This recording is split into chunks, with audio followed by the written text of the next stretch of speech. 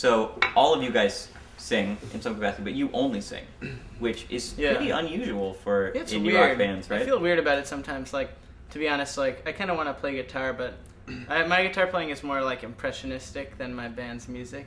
Right. You know, to put it really kindly to myself. Right. I just feel like, yeah. I mean, You're tastefully bad. I'm tastefully bad. That's like, you know, and like that doesn't really fly. Our band is like, everybody can really, really play, and you know, like really plays off each other. They're all like way better than they need to be, you know, to be, and like so it's like me getting in there and sort of like, you know, taking like an awesomely bad solo, I think would not be the right vibe, you know.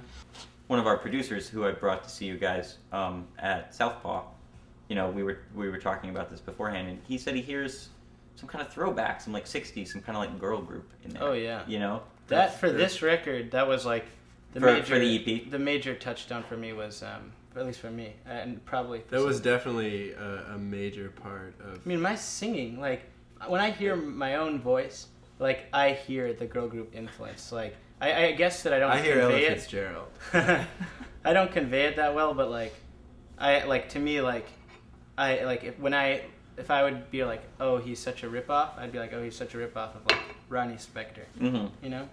Right. That was what I was listening to. Like, I mean, love that music. Do you think you've contoured the rest of your band to fit around your? I mean, your voice is kind of high and kind of nasal.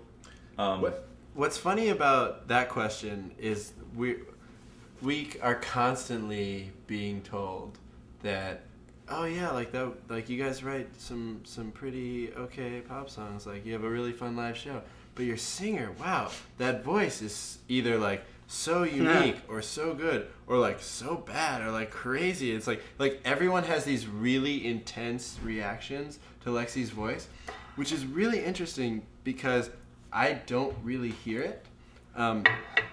Did you ever hear it though? The first time you heard it, did you hear it? I think the first time you heard it, I was singing differently. Like a little bit. I mean, how were you singing before? We lived together 5 years ago. Can you sing that way now? Wait, can we hear it? Wait, I don't know what's happening, but no, but I think the key, basically with these songs, like there's definitely like an intensity about them that made me sing them, a kind of certain, like these songs are tense, not only intense, but just like there's a kind of like anxious, sort of almost like, you know, there's something like paranoid and crazy about these songs, and the way I sing them is somewhat paranoid and crazy, as opposed to like, you know, I say the opposite end of the spectrum is like Feist. You know, it's like the ultimate listenable singer who you could listen to while doing any act in nature. You know, like you can do while Feist is playing.